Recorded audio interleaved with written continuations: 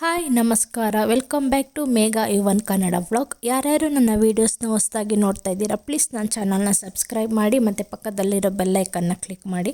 ಆವಾಗ ನಾನು ಹೊಸ ವೀಡಿಯೋಸ್ ಹಾಕಿದ್ರೆ ನಿಮಗೆ ನೋಟಿಫಿಕೇಷನ್ ಬರುತ್ತೆ. ಸೊ ನಾನು ಇವತ್ತು ಬೆಳಗ್ಗೆಯಿಂದ ವ್ಲಾಗ್ ಸ್ಟಾರ್ಟ್ ಮಾಡ್ತಾ ಇದ್ದೀನಿ. ನಾವು ಇವತ್ತು ದೇವಸ್ಥಾನಕ್ಕೆ ಅಂತ ಹೊರಟಿದ್ದೀವಿ. ಸುಬ್ರಹ್ಮಣ್ಯ ದೇವಸ್ಥಾನಕ್ಕೆ ಹೋಗ್ತಾ ಇದ್ದೀವಿ. ನಾನು ಸುಬ್ರಹ್ಮಣ್ಯ ಷಷ್ಠಿ ದಿನವೇ ಹೋಗಬೇಕಾಗಿತ್ತು. ನಾನು ನಮ್ಮ ಹಸ್ಬೆಂಡ್ ಊರಲ್ಲಿರೋದ್ರಿಂದ ಹೋಗೋಕ್ಕಾಗಲಿಲ್ಲ. ಸೊ ಇವಾಗ ನಾನು, ನಮ್ಮಮ್ಮ, ನಮ್ಮ ಚಿಕ್ಕಮ್ಮ, ನನ್ನ ತಂಗಿ ಅವರೆಲ್ಲ ಹೋಗ್ತಾ ಇದ್ದೀವಿ. ನಾವು ಹೋಗ್ತಾ ಇರೋದು ರಾಮನಾಥಪುರ ಅಂತ. ಇದು ಹಾಸನ ಜಿಲ್ಲೆ, ಅರಕಲಗೂಡು ತಾಲೂಕು ಬರುತ್ತೆ. ನಾವು ಪಿರಿಯಾಪಟ್ಟಣಕ್ಕೆ ಹೋಗಿ ಪಿರಿಯಾಪಟ್ಟಣದಿಂದ ಬೆಟ್ಟದಪುರಕ್ಕೆ ಹೋಗಿ ಬೆಟ್ಟದಪುರದಿಂದ ರಾಮನಾಥಪುರ ಬಸ್ ಚೇಂಜ್ ಮಾಡಬೇಕು. ಸೊ ಇವಾಗ ರಾಮನಾಥಪುರ ಬಸ್ ಹತ್ತಿದ್ದೀವಿ. ನಮ್ಮ ಚಿಕ್ಕಮ್ಮ ಆನ್ ದ ವೇ ಬಸ್ ಹತ್ಕೊಳ್ತೀನಿ ಅಂತ ಹೇಳಿದ್ರು. ಇವರೇ ನಮ್ಮ ಚಿಕ್ಕಮ್ಮ ರುಕ್ಮಿಣಿ ಅಂತ, ನಮ್ಮ ಅಮ್ಮನ ತಂಗಿ. ಇವಳು ಅವ್ರ ಮಗಳು, ಇವನು ಅವ್ರ ಮೊಮ್ಮಗ ನಿಹಾರಿಕಾ ಮತ್ತು ದಿಯಾನ್ ಅಂತ. ಬೆಟ್ಟದಪುರದಿಂದ ರಾಮನಾಥಪುರಕ್ಕೆ 3/4 ಗಂಟೆ ಇಲ್ಲ 1 ಅವರ್ ಜರ್ನಿ. ಸೊ ಇವಾಗ ನಾವು ದೇವಸ್ಥಾನದ ಹತ್ರ ಬಂದಿದ್ದೀವಿ. ಇಲ್ಲಿ ಉದ್ದಕ್ಕೂ ಹಣ್ಣು ಕಾಯಿ ತೊಗೊಳ್ಳೋರೆಲ್ಲ ಬನ್ನಿ ಸ್ಲಿಪ್ಪರ್ ಇಲ್ಲಿ ಬಿಡಿ ಅಂತ ಹೇಳ್ತಾ ಇರ್ತಾರೆ. ಸೊ ದೇವಸ್ಥಾನ ಎಲ್ಲ ಹತ್ರ ಇರುತ್ತೆ, ಅಲ್ಲಿ ಬಿಟ್ಟು ನಾವು ಹೋಗೋಣ ಅಂತ. ಯಾಕಂದರೆ ಹೊಳೆ ಹತ್ರ ಹೋಗಿ ಅಲ್ಲಿ ಹೊಳೆಗೆ ಪೂಜೆ ಮಾಡಬೇಕು. ಅದು ಫಸ್ಟಿಂದ ನಡ್ಕೊಂಡು ಬಂದಿದೆ. ಸೊ ಆದ್ದರಿಂದ ಇವಾಗ ಹತ್ರದಲ್ಲಿರೋ ಅಂಗಡಿ ಹತ್ರ ಸ್ಲಿಪ್ಪರು ಮತ್ತು ನಮ್ಮದು ಲಗೇಜ್ ಎಲ್ಲ ಇಟ್ಟು ಇವಾಗ ಹೊಳೆ ಹತ್ರ ಹೋಗಬೇಕು. ಈ ದೇವಸ್ಥಾನ 500-600 ವರ್ಷ ತುಂಬ ಹಳೆಯದು. ಮತ್ತು ರಾಮನಾಥಪುರನ ದೇವಾಲಯಗಳ ಪಟ್ಟಣ ಅಂತಲೂ ಕೂಡ ಕರೀತಾರೆ. ಯಾಕಂದರೆ ಇಲ್ಲಿ ತುಂಬ ದೇವ್ರುಗಳಿದ್ದಾವೆ. ಆದ್ದರಿಂದ ನಾವು ಚಿಕ್ಕವರಿದ್ದಾಗ ಈ ದೇವಸ್ಥಾನಕ್ಕೆ ವರ್ಷ ಬಂದು ನದಿಲಿ ಸ್ನಾನ ಮಾಡಿ ಪೂಜೆ ಮಾಡ್ಕೊಂಡು ಹೋಗ್ತಾ ಇದ್ವಿ. ಆಗೊಂದು ನೆನಪುಗಳನ್ನ ನೆನೆಸ್ಕೊಂಡ್ರೆ ತುಂಬ ಚೆನ್ನಾಗಿದೆ ಅಂತ ಅನಿಸುತ್ತೆ. ಆದರೆ ಈಗ ದೊಡ್ಡವರಾದ್ಮೇಲೆ ಅದೆಲ್ಲ ನೆನೆಸ್ಕೊಂಡ್ರೆ ಏನೋ ಒಂಥರ ಖುಷಿ. ನೆಕ್ಸ್ಟ್ ಇಲ್ಲಿಂದ ಹೊಳೆ ಹತ್ರ ಹೋದ್ವಿ. ಇದು ಕಾವೇರಿ ದಡದ ಮೇಲೆ ಇರೋದು ಹೊಳೆ. ಮತ್ತು ಈ ಹೊಳೆ ತುಂಬ ಪವಿತ್ರವಾದದ್ದು. ಚರ್ಮ ಕಾಯಿಲೆ ಏನೇ ಇದ್ರೂ, ಯಾರಿಗೆ ಆದ್ರೂ ಅಷ್ಟೇ ಈ ಹೊಳೆಗೆ ಬಂದು ಸ್ನಾನ ಮಾಡಿದ್ರೆ ಆ ಚರ್ಮ ಕಾಯಿಲೆ ಆದಷ್ಟು ಬೇಗ ಕಡಿಮೆ ಆಗುತ್ತೆ. ಯಾಕಂದರೆ ಇದು ಮೊದಲಿಂದ ಪುರಾತನದಿಂದನೂ ನಡ್ಕೊಂಡು ಬಂದಿರೋದು. ಆದ್ದರಿಂದ ನನಗೂ ಎಕ್ಸ್ಪೀರಿಯೆನ್ಸ್ ಆಗಿರೋದ್ರಿಂದ ಹೇಳ್ತಾ ಇರೋದು ಅಷ್ಟೇ. ಇಲ್ಲಿಗೆ ಬಂದು ನದಿಗೆ ಫಸ್ಟು ಯಾರೇ ಆದ್ರೂ ಅಷ್ಟೇ ಬರೋರು ಇಲ್ಲಿ ಫಸ್ಟು ಕಾವೇರಿಗೆ ಪೂಜೆ ಮಾಡಿ ಮತ್ತೆ ಸ್ನಾನ ಮಾಡೋರು ಸ್ನಾನ ಮಾಡಿ ಆಮೇಲೆ ದೇವಸ್ಥಾನಕ್ಕೆ ಹೋಗ್ತಾರೆ.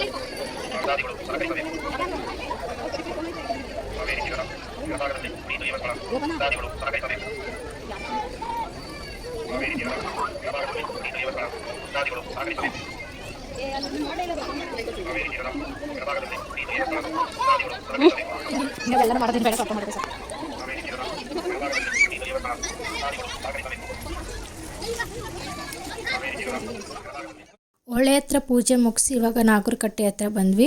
ನಾಗರಕಟ್ಟೆ ಹತ್ರ ಪೂಜೆ ಮಾಡಿ ನೆಕ್ಸ್ಟ್ ದೇವಸ್ಥಾನಕ್ಕೆ ಹೋಗ್ತೀವಿ.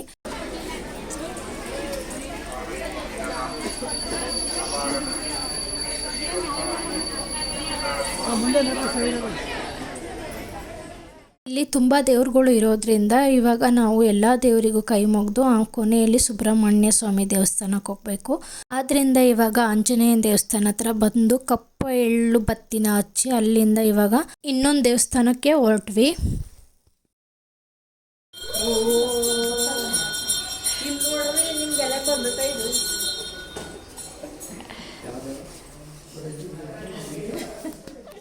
ಇದೇ ಮೇನ್ ದೇವಸ್ಥಾನ ಸುಬ್ರಹ್ಮಣ್ಯಂದು. ಇದ್ರ ಒಳಗಡೆ ಮೊಬೈಲ್ ಅಲೋ ಮಾಡಲ್ಲ, ಆದ್ದರಿಂದ ನಾನು ವಿಡಿಯೋ ಮಾಡೋಕ್ಕಾಗಲಿಲ್ಲ. ಆದ್ದರಿಂದ ಹೊರಗಡೆಯಿಂದ ತೋರಿಸ್ತಾ ಇದ್ದೀನಿ.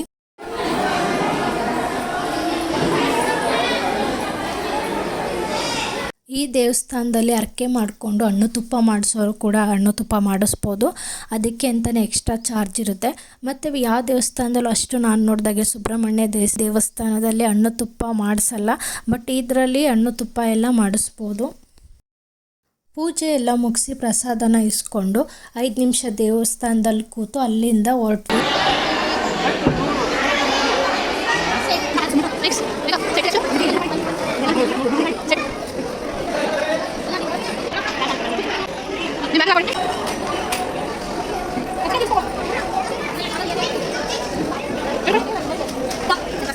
ಈ ದೇವಸ್ಥಾನಕ್ಕೆ ಬರೋರು ಒಂದೊತ್ತು ಉಪವಾಸ ಇದ್ದು ಪೂಜೆ ಮಾಡಿಸಿ ಆಮೇಲೆ ಊಟ ಮಾಡ್ತಾರೆ. ಹಾಗೆಯೇ ನಾವು ಪೂಜೆ ಮಾಡಿಸಿ ಊಟ ಮಾಡೋಷ್ಟರಲ್ಲಿ 1 ಗಂಟೆ ಆಗಿತ್ತು. ಇಲ್ಲಿ ಯಾರೂ ಹೋಟ್ಲಿಗೆ ಅಂತ ಹೋಗಲ್ಲ, ಮನೆಯಿಂದನೇ ಬುಟ್ಟಿ ಕಟ್ಕೊಂಡ್ಬಂದಿರ್ತಾರೆ. ದೂರದಿಂದ ಬರೋರು ಅಷ್ಟೇ ಹೋಟ್ಲಲ್ಲಿ ಊಟ ಮಾಡೋದು. ಈ ಥರ ಅಕ್ಕಪಕ್ಕ ಹಳ್ಳಿಲಿರೋರೆಲ್ಲ ಹತ್ರದಲ್ಲಿರೋರು ಈ ಥರ ಬುಟ್ಟಿ ಕಟ್ಕೊಬಂದು ಇಲ್ಲಿ ಪೂಜೆ ಎಲ್ಲ ಆದಮೇಲೆ ಊಟ ಮಾಡ್ತಾರೆ. ನಾವು ಚಿತ್ರಾನ್ನ ಮತ್ತು ಇಡ್ಲಿ ತಂದಿದ್ವಿ. ಅದಕ್ಕೆ ಅಂತ ಏನಾದರೂ ನಂಚ್ಕೊಳ್ಳೋಕ್ಕಿರಲಿ ಅಂತ ಅಂದ್ಬಿಟ್ಟು ವಡೆ ಮತ್ತು ಬಜ್ಜಿ ತೊಗೊಳಕ್ಕೆ ಬಂದ್ವಿ. ಈ ದೇವಸ್ಥಾನಕ್ಕೆ ಬಂದವರು ಈ ಮೀನನ್ನು ನೋಡದೆ ಯಾರೂ ಹೋಗೋದೇ ಇಲ್ಲ. ಆದ್ದರಿಂದ ನಾವು ಊಟ ಎಲ್ಲ ಮುಗಿಸಿ ಮಕ್ಕಳಿಗೆ ಮೀನು ತೋರಿಸೋಣ ಅಂತ ಕರ್ಕೊಬಂದ್ವಿ. ಹಾಗೆ ಮೀನಿಗೆ ಊಟ ಹಾಕೋಣ ಅಂತಲೂ ಬಂದ್ವಿ. ನಮ್ಮ ದೊಡ್ಡಮ್ಮ ಇಡ್ಲಿ ಮಿಕ್ಕಿತ್ತು ಅಂತ ಇಡ್ಲಿ ಹಾಕ್ತಿದ್ದಾರೆ. ಇದನ್ನೆಲ್ಲ ನೋಡಿ ಅಲ್ಲಿಂದ ಜಾತ್ರೆಗೆ ಹೋದ್ವಿ.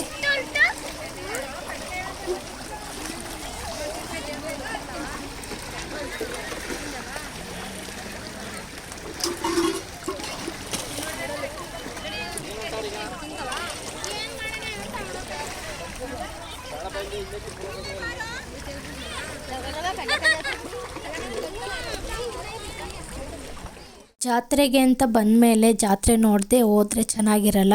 ಆದ್ದರಿಂದ ನಾವು ನಮ್ಮ ಮಕ್ಕಳನ್ನೆಲ್ಲ ಕರ್ಕೊಂಡು ಜಾತ್ರೆ ನೋಡ್ತಾ ಮಕ್ಕಳಿಗೆ ಏನು ಬೇಕೋ ಅದನ್ನೆಲ್ಲ ಕೊಡಿಸ್ತಾ ಜಾತ್ರೆನ ಎಂಜಾಯ್ ಮಾಡ್ತಾಯಿದ್ವಿ. ಇದನ್ನೆಲ್ಲ ನೋಡ್ತಾ ಇದ್ದರೆ ಚಿಕ್ಕ ಮಕ್ಕಳಲ್ಲಿ ನಾವು ಬಂದಿದ್ದೆಲ್ಲ ನೆನಪಿರುತ್ತೆ. ಆವಾಗ ನಾವು ಕೇಳ್ತಾ ಇದ್ರೆ ಯಾರೂ ಕೊಡಿಸ್ತಾ ಇರಲಿಲ್ಲ. ಯಾಕಂದರೆ ಆಗಿನ ಪೇರೆಂಟ್ಸೇ ಆ ಥರ ಏನು ಕೇಳಿದ್ರು ಅದ್ಯಾಕೆ ಇದೇ ಅಂತ ಹೇಳೋರು. ಆದರೆ ಈಗ ಒಂದು ಮಕ್ಳು ಏನು ಕೇಳಿದ್ರು ಅದನ್ನು ಕೊಡಿಸ್ಬೇಕು ಅಂತ ಅನಿಸುತ್ತೆ. ನಿಂದು ತೋರಿಸಿದ್ಯಾನು ವಾಚ್ ಲೈಟ್ ಬರುತ್ತಾ?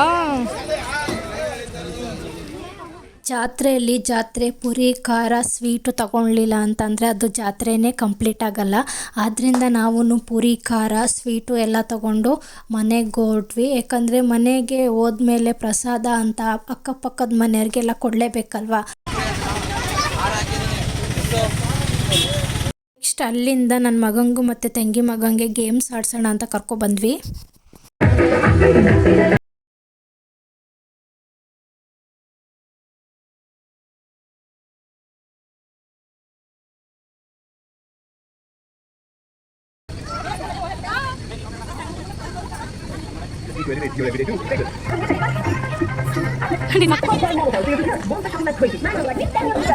ನನ್ನ ತಂಗಿ ಮಗ ಎದ್ರುಕೊಂಡು ಅರ್ಧಕ್ಕೆ ಇಳಿದ್ಬಿಟ್ಟ. ಆದರೆ ನನ್ನ ಮಗ ಇಳಿಲಿಲ್ಲ. ಆದ್ದರಿಂದ ಅವನನ್ನು ಗೇಮ್ ಹಾಗೆ ಆಡಿಸ್ತಾ ಇದ್ದೆ.